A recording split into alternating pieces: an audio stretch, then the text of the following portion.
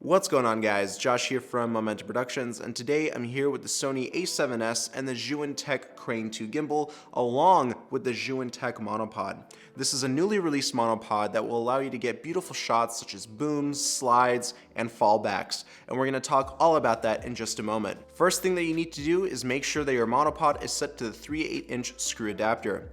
That way we can properly mount our Crane 2 gimbal. Now for the monopod, you want to make sure that the 3/8" side of the mounting screw is facing up. So you're going to have to remove the platform by simply unscrewing it and then flipping the screw over. Now we will be able to securely fasten our Crane 2 gimbal against the monopod. And that goes for the Crane 2 handle as well. Make sure you remove the 1/4 20" screw adapter inside the Crane 2 handle. Now we will be able to securely fasten our Crane 2 gimbal against the monopod. Make sure it's good and tight. Once it's secured, we can attach our camera. Now, depending on your height, you're going to want to extend each of the segments on the monopod. Since I'm standing at 6 feet tall, I'm going to extend each and every segment. If you're shorter, you don't need all of these segments extended unless you want to get some height. And we'll talk more about that later on in the video. Now to start off this video, I want you to get used to holding your monopod with the Crane 2 gimbal and the Sony a7S attached. Obviously you're gonna have a different camera, so I just want you to go to your backyard, front yard, park, wherever, and just walk around with your monopod up in the air like this. You need to believe in yourself and make sure that you don't drop the monopod. Get some practice in. We have a safety strap that comes along with this monopod as well, so make sure that is on your wrist at all times. We also have a nice foam grip at the upper portion of the monopod, so that will give you some more grip if you need it. And while you're walking around, you can try doing different camera movements as well, just so you can get used to the stability and fluidity of having the Crane 2 on your monopod. For the remainder of the video, I'm going to be shooting in lock mode, which means none of the axes will be working. They will all be locked. So you won't be able to see any micro jitters if I decide to slightly deviate the pan for any reason, or that goes for the tilt as well. This is an absolute must. If you want the cleanest shots while on a monopod, make sure you are on full lock mode. No axis should be working. Everything should be locked. As you can see here right now, I have pan follow activated. I'm gonna go to lock mode and everything is locked. Let's start off with our first shot, the boom shot. The basic idea here is to have the Crane monopod all the way up in the air and then slowly come down. It's a type of reveal shot, if you will. Now, even though this may look like a simple shot, it takes a lot of practice and a lot of precision. As I slowly start to lower the monopod, take a look at how separate my hands are from each other. Are they closer or farther away apart? So by keeping your hands about 6 inches to 8 inches apart from each other, you are getting a pretty consistent speed. So give that a shot and let me know what you think about that in the comment section below.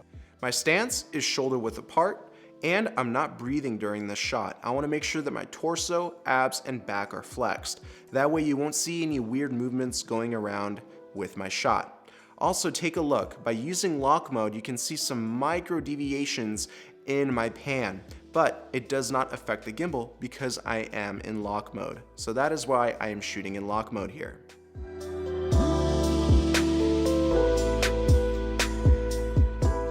Also notice how I always have two hands on the monopod at all times. Don't ever just hold your monopod with one hand because you will eventually lose balance and your whole entire system will come crashing down. For these types of shots, you will have to learn how to blind shoot, meaning that you will not have access to your camera's viewfinder. Either have your monitor attached, which is not that convenient, or your phone wirelessly attached to your camera, which is also not convenient. It will be a lot more efficient for you if you learn how to blind shoot. I am currently working on a tutorial that will teach you how to properly blind shoot. Until then, make sure you are subscribed with notifications on. Another thing I want you to pay close attention to is how close I keep the monopod to my body. I don't keep it far out like this. I keep it right here. This way I have much more control over the monopod as it decreases in height. Keep that in mind. For these shots, I also recommend shooting at a higher frame rate. If you're not experienced with a monopod, shooting at 24 frames per second might cause you some problems down the road in editing. You might see some inconsistencies in speed, or you just might see some jitters or bumps. So by shooting at a higher frame rate, that gives you a lot more versatility in post-production. Once you get better at it, you can shoot at 24 or 30 frames per second. The next shot we have is the reverse tracking, or the fallback shot as I like to call it. Basically, we are going to be tracking backwards. but make sure that you have a spotter or that you are constantly looking behind you. Now, we are going to be starting off with a subject close to the camera and then ending up farther away from the camera. I like using a 16mm lens. Now, what is the point of the monopod? The monopod allows us to gain height, and it makes for a much more epic shot. This is specifically important for real estate footage, so a monopod can greatly help you along with the Crane 2 gimbal. Also notice how my stance is during the whole entire shot. Toe to heel is my walk, not heel to toe, heel to toe. During this type of shot, you have to make sure that your body is strong. If you're going to be weak in any position of your body, you can actually slouch over and your shot will not be consistent or stable. Also remember to keep your knees slightly bent. This will cushion a lot of your steps and act as a shock absorber. I also tilted up the camera to make the house look bigger than it actually is. This makes for a much more epic shot. Also, if you can, try to capture the shot during golden hour when the sun is either rising or setting. That way you have the chance of getting beautiful sun flares. The next shot I want to talk about is the simple sliding shot. With the Zhiyun Tech monopod, you are able to loosen up the ball joint on the monopod legs. This will allow you to move the monopod back and forth. Notice my stance.